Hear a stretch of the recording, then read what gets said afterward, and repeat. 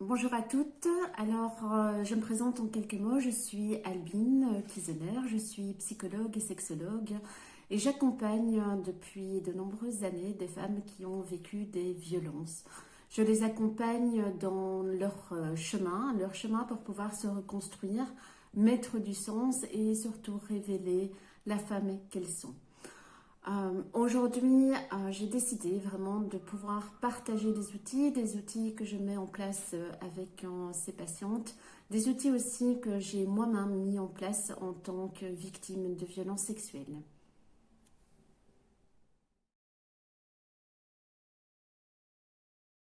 Bonjour à toutes, alors nous voici dans un nouveau cycle. À partir d'aujourd'hui, je vais commencer au travers de mes vidéos à vous partager des outils qui vont pouvoir vous permettre d'accueillir la mémoire traumatique. On a vu lors des dernières vidéos tout ce qui pouvait se mettre en place de façon automatique et inconsciente dans notre cerveau lorsqu'on était confronté à des violences. On a vu comment la mémoire traumatique se constituait suite à des traumatismes et on a vu aussi bien ce qu'elle pouvait avoir comme conséquence lorsqu'elle explosait, que ce soit en termes de détresse qu'elle va provoquer, mais aussi de toutes les stratégies qui vont se mettre en place de façon inconsciente pour essayer de nous préserver de cette mémoire traumatique explosive, c'est-à-dire les conduites dissociantes et autres stratégies d'évitement et de contrôle. Aujourd'hui, c'est une première vidéo qui a vraiment pour objectif de vous donner des premiers outils pour essayer d'accueillir au fur et à mesure cette mémoire traumatique dans la plus grande bienveillance avec vous-même et de pouvoir apprendre au fur et à mesure à vous rassurer, à être la personne qui va vous tenir la main dans cette étape difficile d'explosion des traumatismes.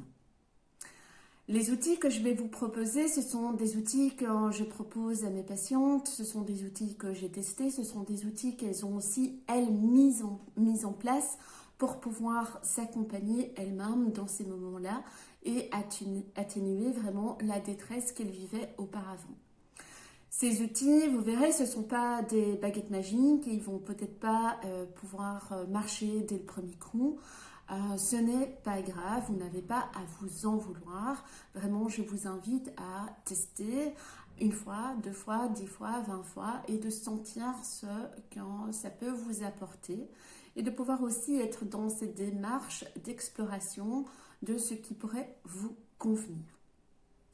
Alors, petit récap, donc on a parlé de cette mémoire traumatique lorsqu'elle explose, eh bien elle donne vraiment l'impression d'être propulsée dans une machine à remonter le temps et de faire revivre le traumatisme tel qu'il a été vécu lors du moment de l'agression.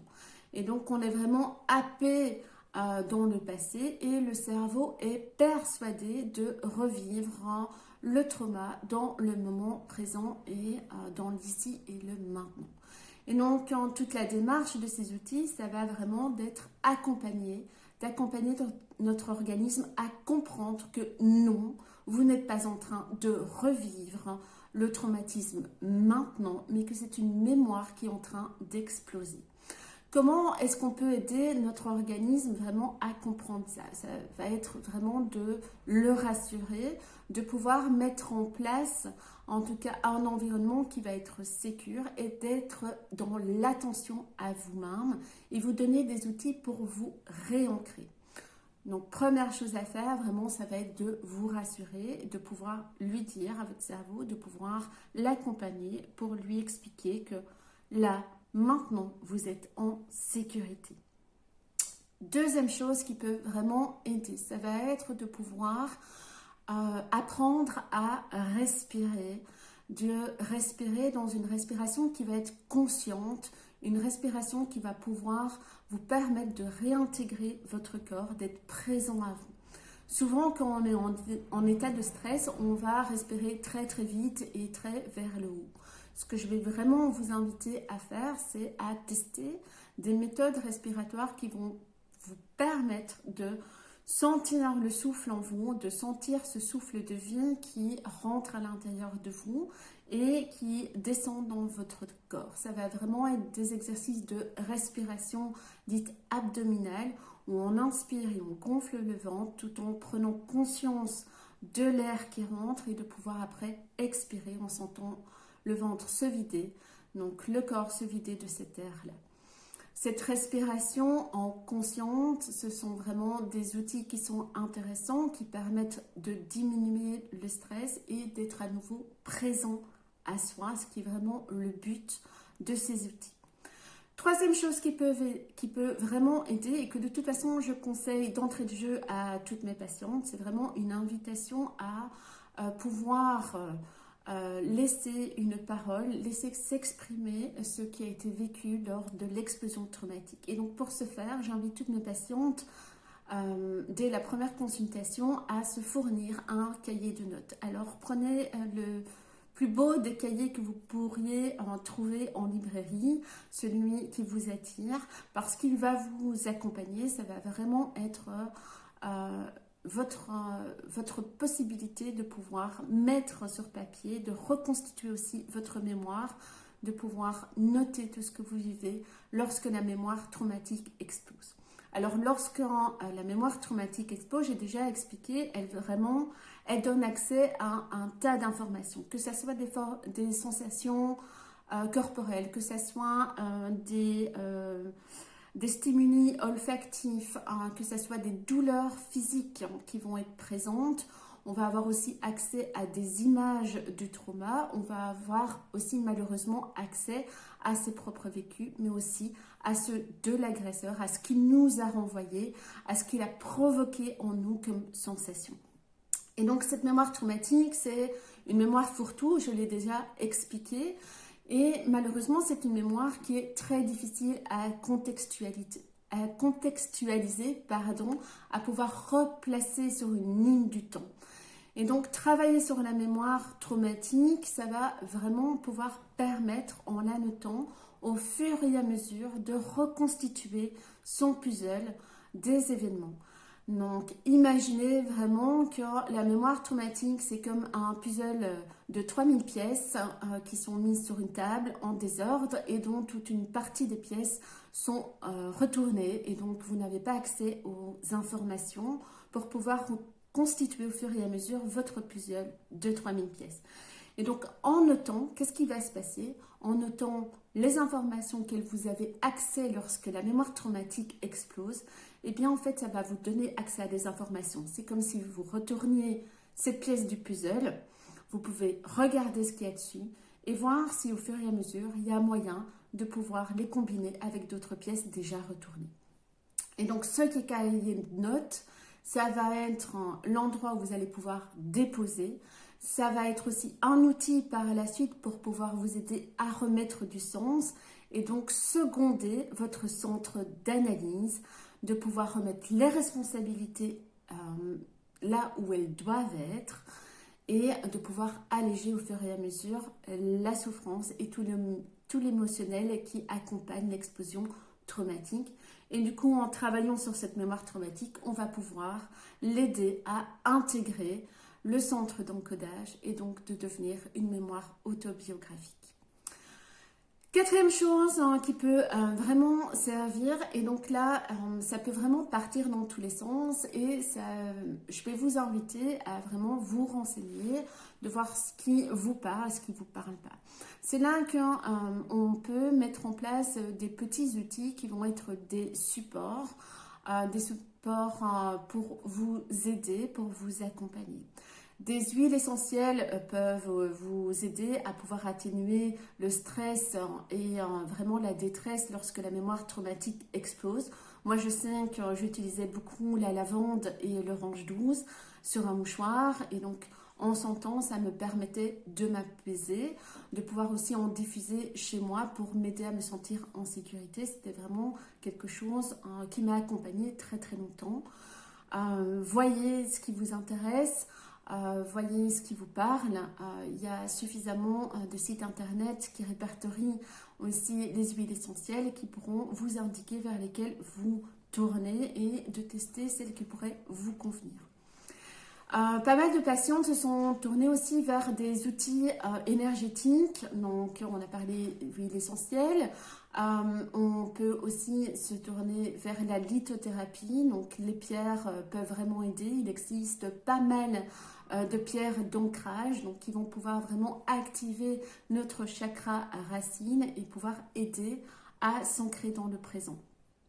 La méditation est aussi un outil vraiment que je vous invite à tester. Ça permet vraiment de pouvoir calmer, de pouvoir se recentrer, de pouvoir aussi apprendre à avoir des outils pour revenir dans le moment présent et donc ne plus s'identifier à nos pensées. Ce qui peut vraiment être intéressant en cas d'explosion traumatique, c'est d'apprendre à mettre une certaine distance et à se placer dans le non-jugement avec soi-même, ce qui est vraiment une étape importante pour développer la bienveillance avec soi.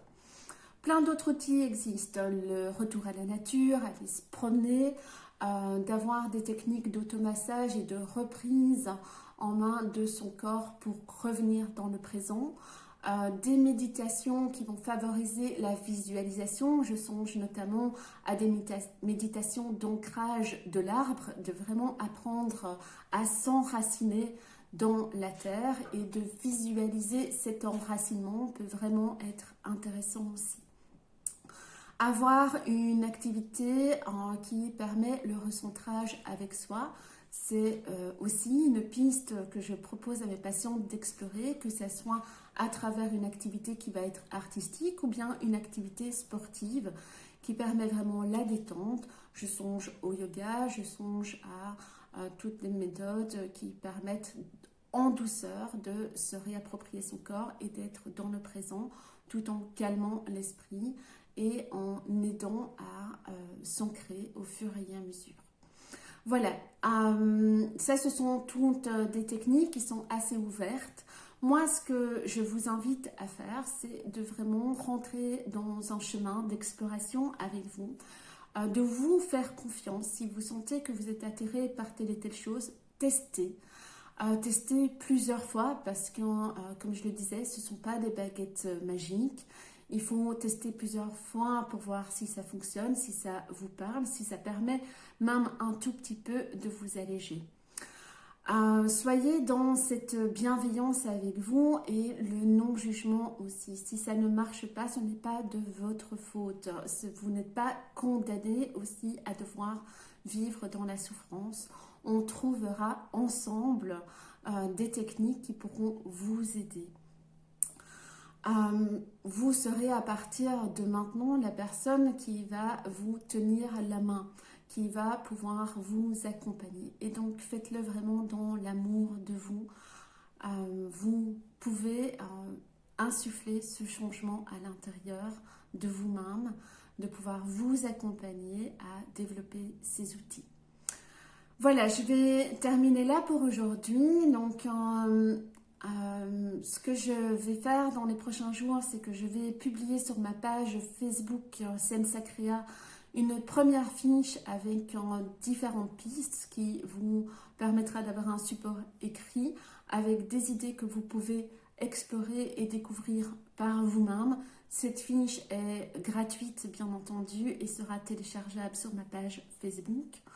Je vous invite à laisser vos commentaires, à laisser peut-être vos expériences à vous, à partager peut-être aussi vos outils qui vous ont permis de vous ancrer, de pouvoir accueillir dans la bienveillance et vous aider à vous mettre en sécurité lorsque la mémoire traumatique explose. N'oubliez pas, c'est vraiment ensemble qu'on peut grossir cette boîte à outils. Cela peut aider d'autres femmes et donc n'hésitez pas à laisser votre expérience à vous. Je vous invite, si vous avez aimé cette vidéo, à pouvoir mettre un petit like, à pouvoir aussi vous abonner pour pouvoir être informé des prochaines vidéos et à me rejoindre aussi sur ma page Facebook Sensacrea ou mon compte Instagram Sensacrea. Voilà, je vous souhaite à toutes une bonne journée en bienveillance et dans l'amour de vous. Au revoir.